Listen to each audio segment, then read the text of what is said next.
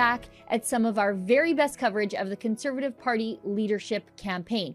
Our journalists have covered the contest to replace outgoing leader Erin O'Toole from the very beginning, and even before that. Our journalists were on the ground in Ottawa when Erin O'Toole put the final nail in his own coffin by refusing to support the convoy protesters in their peaceful demonstration for human rights and against COVID mandates in the nation's capital. And since then, we've had sit-down interviews with declared candidates, we've covered campaign rallies, we've interviewed supporters, we've live-streamed debates, and we've scrummed politicians afterwards, asking questions we know Canadian Conservatives want answers to.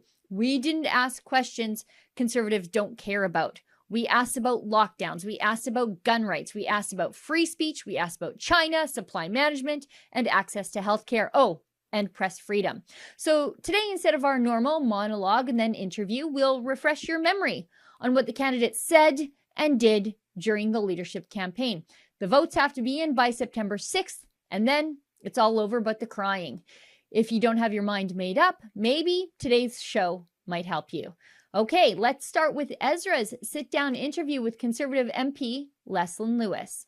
And I really appreciate this opportunity to speak with you about what the purpose of that birthday wish to the Nuremberg Code was. So that comms that I put out, Ezra, was on the birthday of the Nuremberg. And I really wanted to highlight just how Canada has deviated from that and how we should be careful, because that code, we don't need to have another Holocaust. And I pray to God that we will never have anything so brutal and egregious as the Holocaust for us to actually invoke the code and to learn from it again. I believe that the code is an international legal principle that came out of one of the worst dehumanization of people, to the point where people would say, well, the Jewish people, some of them, their skin were the same color as the people who were oppressing them. But the hatred was so deep that they created a racial group and said these people are different, and measured the size of their heads and did atrocious things. Mm-hmm. That wasn't really what I was focused on. I was focused on the legal principle that came out of that, so that we would never do that again. And so I took that legal principle and I looked at whether or not Canada deviated from it. And I looked at the experiments that we conducted on young Indigenous children, and so many things were so wrong with that experiment. Even when the children were deemed to be malnourished and doctors wanted to intervene and give them vitamins, the authorities, our government, said no, because they are part of a control group.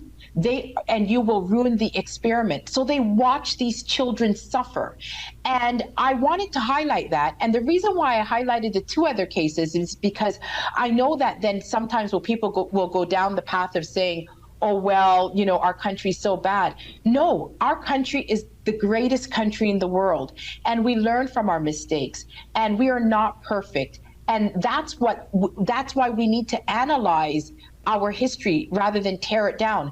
And that's why I highlighted the Willowbrook case and Tuskegee, because in Willowbrook, the parents also thought that, actually the doctor said that the parents were giving consent, even though those parents were told that if you don't sign on to this program for your children, these experiments, we won't treat your children. We won't give them, they won't be able to stay in this hospital. So those parents were compelled, and they didn't know that the children were being injected with hepatitis. So they didn't even know what the source of the injection was. Same thing with Tuskegee, Ezra. In the Tuskegee experiment, both black and white men were treated. The white men were treated and the black men were given placebos and watched and then sent out in the community to infect others.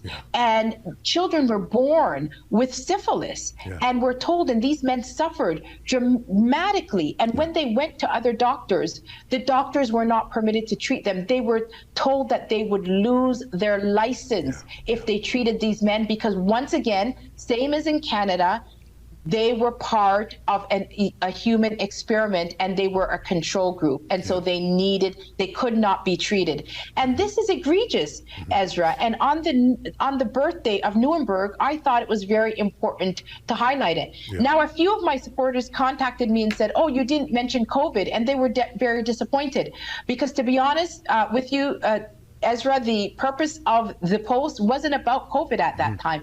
It was to highlight how fragile our rights can be, and how something as important as the legal instrument of the Nuremberg Code was deviated on three occasions in North America for decades.